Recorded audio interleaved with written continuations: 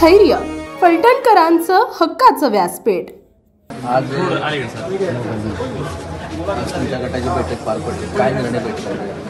आज जवळपास माळशिरस तालुक्यातल्या धनगर समाजाच्या 40 गावातले 40 ते 45 गावातले प्रमुख लोक उपस्थित होते आणि ही बैठक आज माळशिरस शहरामध्ये पार पडली।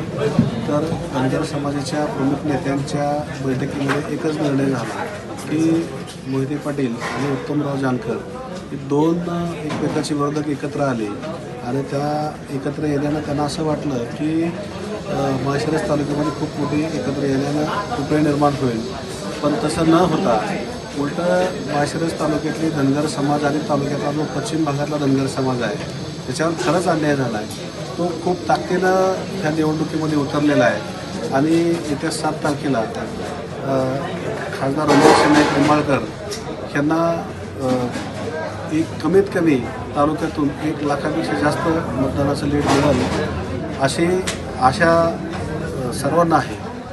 पाठिंबा तुम्ही आज सगळ्या धनगर समाजाने दिलेला? टोटल धनगर समाजाच्या सर्व गावातल्या नेत्यांनी पुढाऱ्यांनी त्या तालुक्यातले त्या माळशिरस तालुक्यातले जे काही धनगर समाजाचे प्रमुख गाव आहेत त्या गावाचे सरपंच असतील, डेप्युटी सरपंच असतील, पोलीस पाटील असेल, ह्या सर्व लोकांनी त्या गावातले गावगाड्यातले जे प्रमुख असतील त्या सर्व लोकांनी आज रणजित निंबाळकर यांना पाठिंबा दिलेला आहे आणि त्यांचं खूप ताकदीनं काम करून असं सांगितलेलं आहे।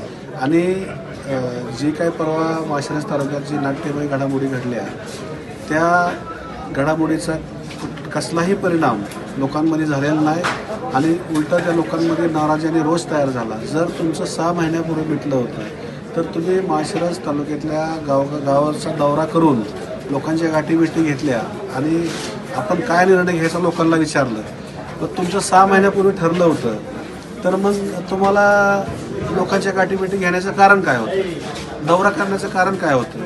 म्हणजे घोर फसवणूक धनगर समाजाची आज या ठिकाणी काही मंडळींनी केलेले आहे। त्यांना त्यांचं उत्तर येत्या 7 तारखेला मिळेल। आतापर्यंत उत्तम जानकर यांना धनगर समाजापासून मोहिते पाटील विरोधात ताकद दिली आहे, त्याचा पश्चाताप उत्तर झाला असं वाटतं? 100% वाटतं। आज माळशिरस तालुक्यात 1962 पासून संघर्ष करत आलेला हा समाज आहे आणि आज तो समाज इतक्या ताकदीनं उत्तमराव जानकर साहेबांच्या पाठीमागे उभं राहिला होता आणि असंच समाजाला वाऱ्यावर सोडून एवढी मोठी चळवळ मुडीत काढणं बरोबर नव्हतं। ह्या लोक धनगर समाज हा प्रामाणिक समाज आहे, बाबडा समाज आहे आणि ह्या लोकांनी एवढा मोठा विश्वास टाकून जर आज त्यांच्या पाठीमागे खंबीरपणे उभं राहिले असतील तर त्या लोकांचा विश्वासघात करून असं अचानक ज्या लोकांना 60 वर्षापासूनचं पारंपरिक विरोधक समजून विरोध करत आले त्या लोकांना अचानक त्यांचा हात सोडून राजकीय स्वार्थासाठी जर असं जाणं बरोबर नाही। त्यामुळं समाज खूप दुखावलेला आहे। आपल्या परिसरातील ताज्या आणि महत्त्वाच्या बातम्या पाहण्यासाठी स्थैर्य न्यूज चॅनलला YouTubeवर सबस्क्राईब करा आणि बेल आयकॉन प्रेस करा।